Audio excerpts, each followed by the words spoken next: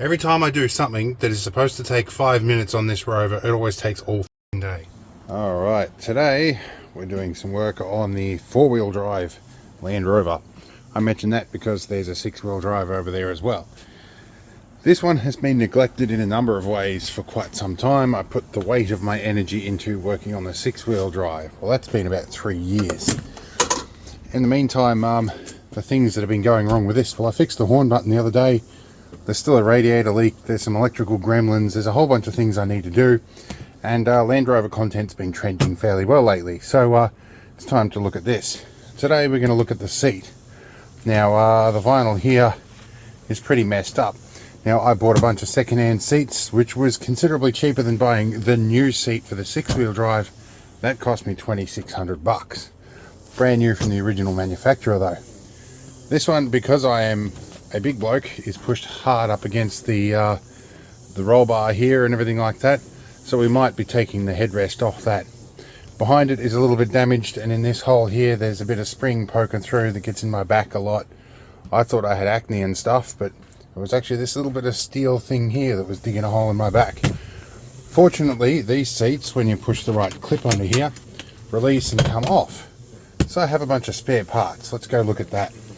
So in the junk pile over here is a seat base off one of the folding seats, and you can see here where the neighbour's cats crapped on it. There's a local bylaw that says you've got to keep your cats on your property at all times. That's clearly not working. In any case, we have a pile of junk and bits and pieces down here. Spare seats. When I unloaded these about a year ago, they got dumped in the corner. This one is a compatible seat base I found out of my collection of bits. It's got a mystery mark on it, needs a clean up. I hope that's not liquid that's come from the cat crap that was on the other one. In any case, I do have a project on a cat deterrent too. That'll be an interesting video, but probably not Land Rover related. Got a bunch of different things. I have a seat back here that may replace the one I've got, but I have options in any case. I don't really want to unbolt the seat out of this, because last time I did that, the captive bolts were, or captive nuts were spinning. So doing that one-handed is going to, or one person is going to be a bit of a problem. I also currently have gout, which is making walking exceptionally painful. So we're going to just do this slowly. In any case, let's get some spray and wipe, clean this up. Also, speaking of cleaning up, we do need to address this because the leaves keep blowing in and it's fire restrictions. This is a fire hazard. Plus, I'd like this to be a lot cleaner. So, I'm going to use the mobile workbench, aka the bonnet. I'm just going to use some standard Aldi brand spray and wipe on this.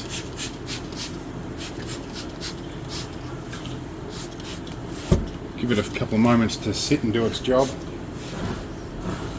Oh, this stuff stinks once it got wet. I think it might be leftover crap.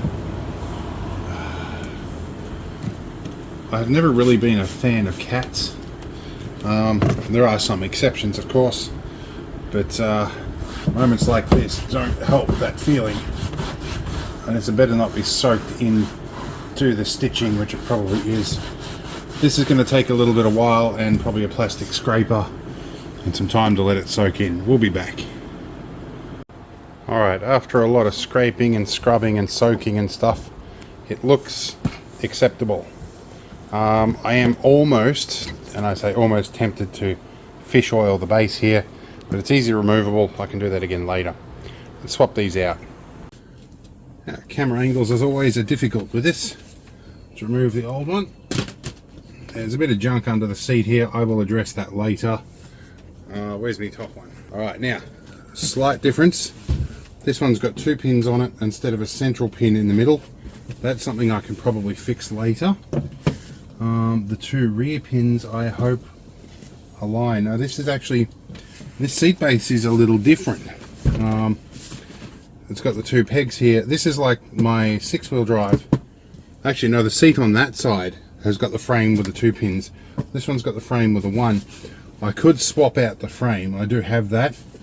And these, I can take it off the runner here. It's fairly easy. I may even do that because it might make the seat back a little easier. But for the moment, we're going to see if this will fit in there okay.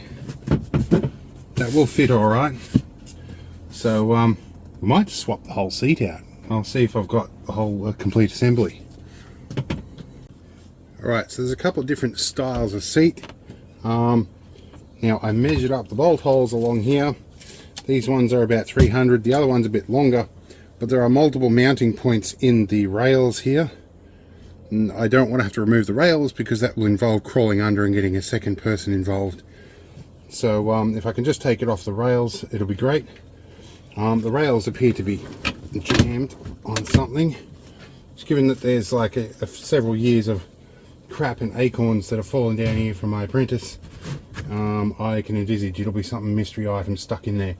So I'm going to get some long sockets and the rattle gun, which I've got the drill and not the rattle gun, and we'll rip this out. Okay, after searching for a couple of hours, I finally found my rattle gun. Don't know what size these are.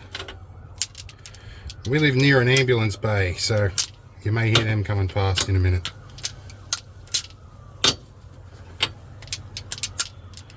So that's our one there. Let's see if these will come off. They get a free spin under the bottom. Good job, guys. That's helpful. You put nylocks on when there's a bolt underneath you can't access with anything. I wonder if this guy is going to help me get a purchase on that. Every time I do something that is supposed to take 5 minutes on this rover, it always takes all day. Okay, so as it turns out, the heads of the bolts underneath these are round and they're free spinning. So it's supposed to use an Allen key, I guess. So my plan is now going arse up, as again, I am going to have to remove all of this. I can't remove these without getting underneath that, so I literally need to replace the entire seat frame. And I can't tighten these up again without pulling it off and getting an Allen key under there. So we are rage quitting this job. We're giving up on it for now. What I am going to do for the short term is just sit this seat base on here. It will clamp in suitably. Those pins won't slide further forward than there for the time being. That will give me something comfortable to sit on. I do now, however, have to get that seat base all the way back to where it was. Otherwise, I am too close to the steering wheel here.